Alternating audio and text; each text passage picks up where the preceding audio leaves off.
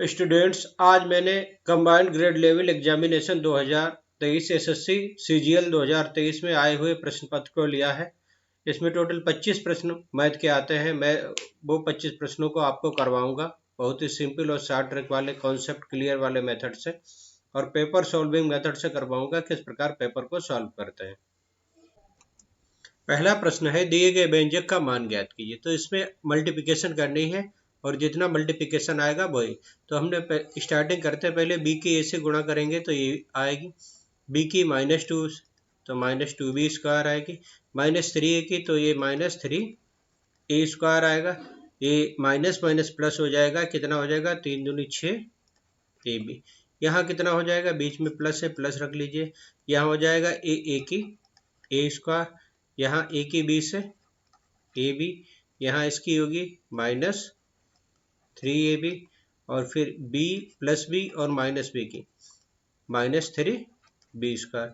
यहाँ माइनस लगा हुआ है तो एक ब्रैकेट लगा दीजिए, यहाँ होगा 4ab, इसकी मल्टीप्लिकेशन, फिर 4 की इससे होगा तो 3 चक्कू 12 ए स्क्वायर, फिर इसकी जब हम इससे करेंगे तो कितना होगा -5b स्क्वायर, फिर इसकी माइनस माइनस प्लस हो जाएगा 5 तियां 15ab। अब जो प्लस वाला पोर्शन है वो तो ऐसे रहेगा, इसमें माइनस से मल्टीप्लिकेशन करके नीचे लिख लेते हैं -ab, यहाँ +12 ए स्क्वायर प्लस 5b स्क्वायर, जब माइनस से गुणा करेंगे ये होगा -15ab। अब आप यहाँ देखिए, सबसे पहले हम ए स्क्वायर वाले देखते हैं। देखिए -3a स्क्वायर -a स्क्वायर और यहाँ है 12a स्क्वायर, तो 12 और 1 13, 13 में से 10 के 3 गया तो कितना 10a स्क्वायर, यानी कि 10a स्क्वायर। फिर हम देखते हैं बी स्क्वायर वाले, माइनस का 2b स्क्वायर माइनस का 3 तो माइनस का 5b हो गया, और प्लस का 5b, ये कैंसिल हो गया, b कैंसिल हो गया। अब बचा है यहाँ ab और ab और 6ab कितना 7ab, 7ab और ab 8ab, 8ab में से जब हम 8ab में से 3 और 4 7ab घटाएंगे तो कितना बचेगा ab, और यहाँ माइनस का आया है 15ab, तो 15 में से ab घटेगा तो बचेगा माइनस का 14ab, यानी कि ऑप्शन ए हमारा करेक्ट हो जाएगा। नेक्स्ट क्वेश्चन है, निम्न व्यंजक का मान ज्ञात कीजिए। ये बोडामास का है। तो सबसे पहले छोटे ब्रैकेट को जो 7 में से 7 घटाएंगे, यहाँ माइनस का 9 मिलेगा, माइनस का 9 जब इसके साथ आएगा तो कितना हो जाएगा माइनस माइनस प्लस, 9 और 5 कितने हो जाएंगे 14, इसके साथ माइनस, इसके घटेगा तो कितना हो जाएगा -8 में से 14 घटाएंगे -6 यहाँ हो गए +6, और फिर हम डिवीजन वाला करेंगे, 10 को 5 से भाग करेंगे 2, 2 की 1 से गुणा होगी 2, और यहाँ आएगा 3 और ये प्लस माइनस माइनस +6, तो 6 3 9 और 2 11, यानी कि हमारा आंसर बी सही हो जाएगा। बोडामास के प्रश्नों को इस प्रकार करते हैं। नेक्स्ट क्वेश्चन है, ए ने एक वस्तु बी को 25% लाभ पर बेची, बी ने एक निश्चित लाभ पर अर्जित करते हुए सी को बेच दिया। यदि सी का क्रय मूल्य ए से 30% अधिक हो तो बी द्वारा अर्जित लाभ ज्ञात कीजिए। यहाँ ए, बी और सी 3 है। इसने कोई वस्तु बेची 25% लाभ पर और इसने x% लाभ पर बेच दी। अब मान लिया 100 की वस्तु थी, इसने 25% लाभ पर बेची तो वो हो गई 125 की। अब इसने x% लाभ पर बेची तो कितने की होगी 125 प्लस 125 इंटू x/100। अब ये 100 की अगर थी तो इसको कितने, सी को कितने की पड़ी, सी को मिली 130 की, यानी कि ये वैल्यू किसके बराबर आनी चाहिए 130 के, तो 125 प्लस 125 x/100 बराबर 130। इसे उधर ले जाएंगे माइनस हो जाएगा, तो 125 x/100 हो जाएगा 5, यानी कि x = हो जाएगा 5 × 100/125। 125 ये हो जाएगा ऊपर 500, नीचे 125, 125 चौके 500, यानी कि आंसर आ जाएगा हमारा 4%। तो बी द्वारा जो अर्जित लाभ है वो कितना है? 4%। फोर्थ क्वेश्चन है, एक व्यक्ति की मासिक आय 12,000 रुपए थी, मासिक व्यय 8,000, अगले वर्ष उसकी आय में 10% की वृद्धि हो गई, व्यय में 8% की वृद्धि हो गई, तो उसकी बचत में कितने प्रतिशत की वृद्धि हो गई? तो इसे निकालने के लिए सबसे पहले हम लिखते हैं आय, फिर व्यय और फिर बचत। आय है इसकी 12,000, व्यय है 8,000, बचत कितनी होगी? 4,000 की। आय में वृद्धि है 10% की, तो 12,000 का 10% कितना हो जाएगा? 1200। निकाल लीजिए, 12,000 गुणे 10/100 कितना हो जाएगा? 1200। टोटल आय कितनी होगी? इन दोनों को जोड़ दीजिए, होगी 13,200।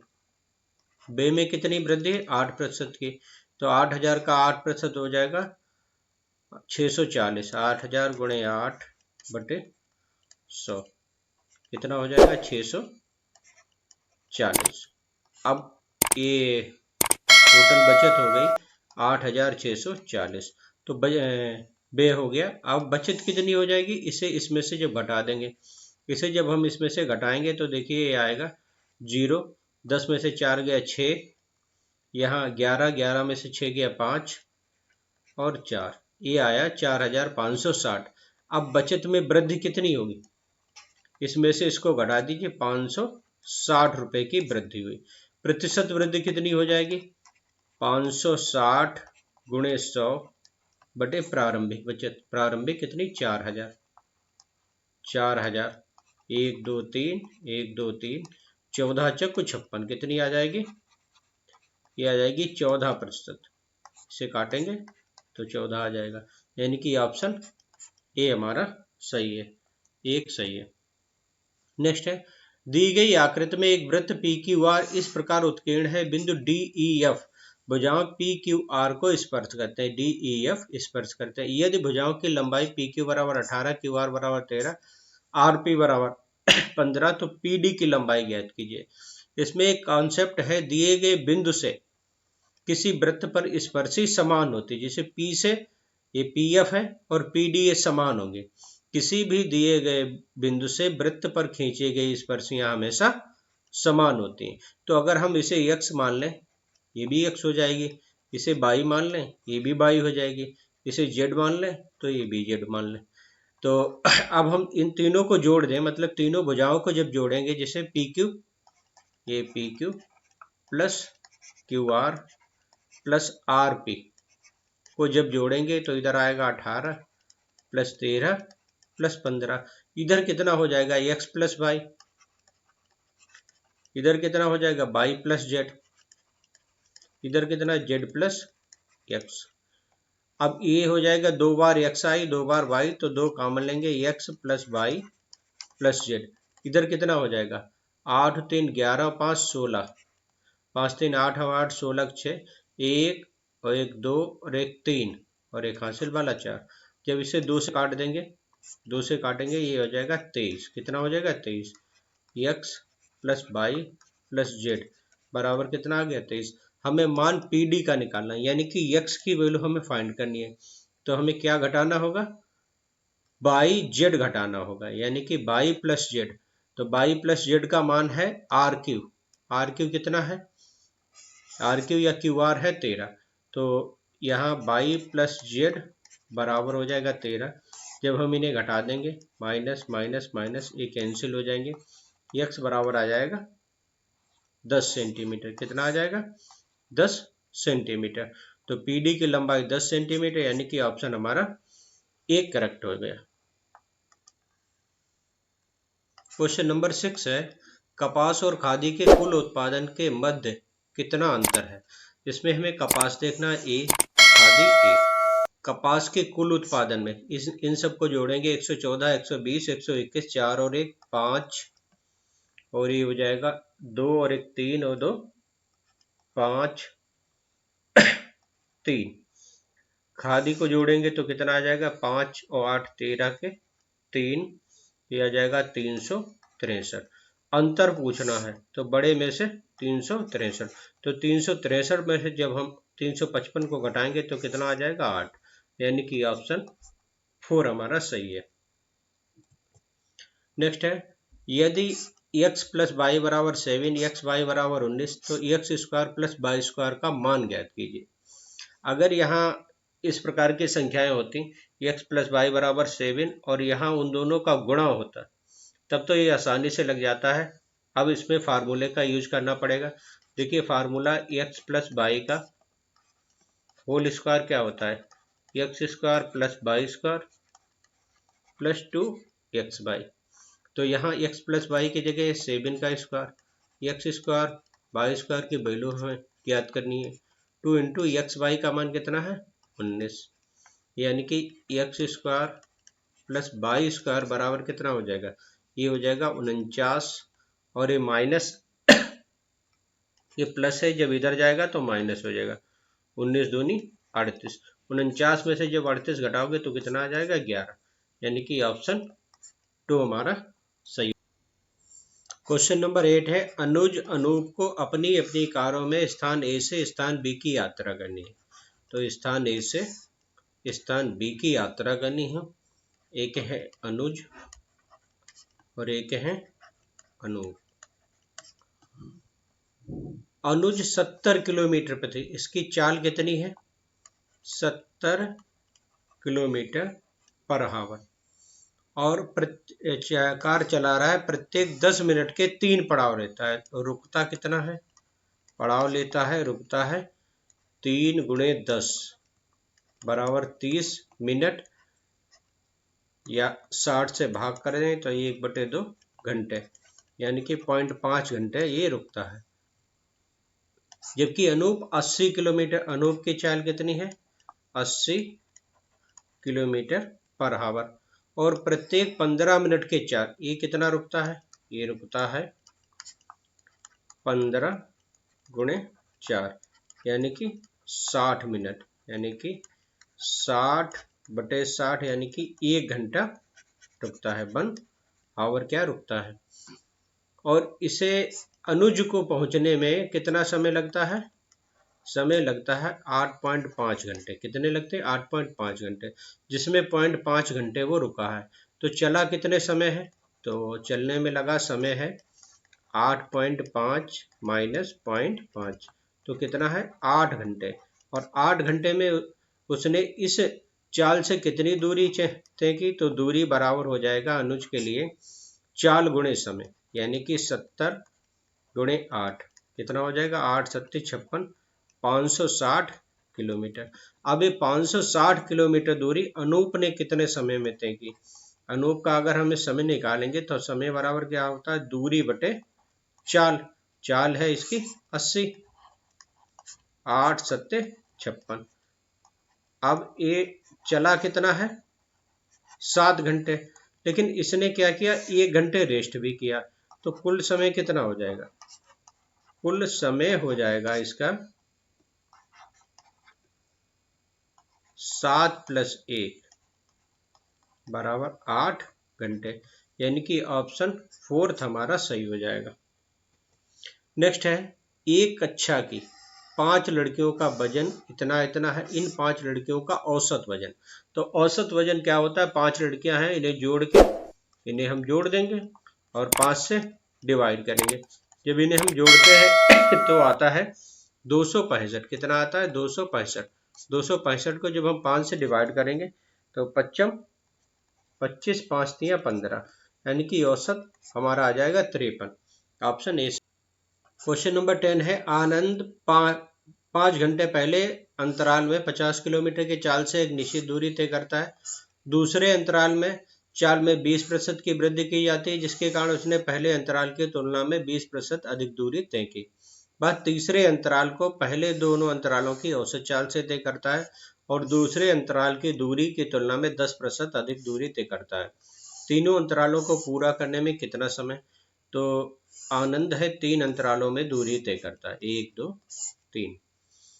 पहले 5 घंटे, समय कितना लगता है 5 घंटे, 5 आवर लगते हैं।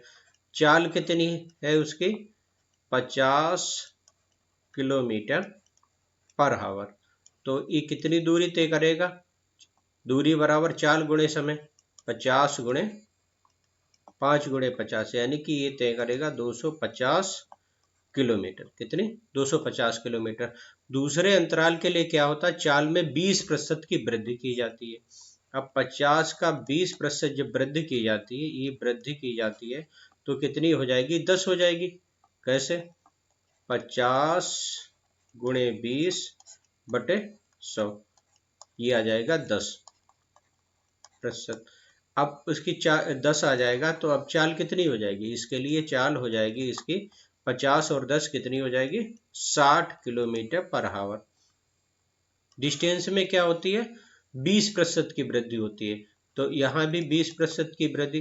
तो हम निकालेंगे 250 का 20%, 250 गुणे 20 बटे 100, ये कितना हो जाएगा? 50। अब यहाँ टोटल दूरी, ये दूरी टोटल कितनी हो जाएगी? 250 और प्लस 50 यानी कि 300। यहाँ 300 दूरी तय की। फिर क्या कहता है? वह तीसरे अंतराल में दोनों की औसत चाल। अब हमें औसत चाल निकालनी है यहाँ से यहाँ तक की। तो औसत चाल क्या होती है? कुल दूरी बटे औसत चाल होती है कुल दूरी बटे कुल समय। कुल दूरी कितनी हो जाएगी? 300 प्लस 250 कितना हो जाएगा? 550। और कुल समय कितना होगा? 5 घंटे यहाँ लगते हैं, और यहाँ भी समय कितना लगता है? 300 बटे दूरी बटे चाल 60, कितना आ जाएगा? 5 घंटे। यहाँ भी 5 घंटे लगते हैं, तो टोटल समय कितना होगा? 5 5 10 घंटे, डिवाइड करेंगे तो कितना आ जाएगा? 55 किलोमीटर पर आवर। तो यहाँ के लिए औसत चाल कितनी हो गई? चाल हो गई 55 किलोमीटर पर आवर। अब क्या करता है? तीनों कुल कितना समय लगेगा तीनों अंतरालों में, और दूरी कितनी है दूसरे अंतराल की तुलना में 10% अधिक। यहाँ 300 का हम जब 10% निकालेंगे तो कितना आएगा? 300 का 10% निकालेंगे, 300 गुणे 10 बटे 100, कितना आ जाएगा? 30 आ जाएगा। अब टोटल दूरी कितनी हो जाएगी? 330। अब 330 को वो चल रहा है 55 किलोमीटर पर आवर से, तो कितना समय लगेगा? समय लगेगा 330 बटे 55, 5 छक्का 30, 5 छक्का 30, लगेगा 6 घंटे। कितना? तो टोटल समय कितना लगा? टोटल समय इधर लगा 5 घंटे, यहाँ 5 घंटे लगा, और यहाँ 6 घंटे लगा। टोटल हो गया 16 घंटे। कितना हो गया? 16 घंटे। 16 घंटे हो गया, यानी कि ऑप्शन 4 हमारा सही हो गया।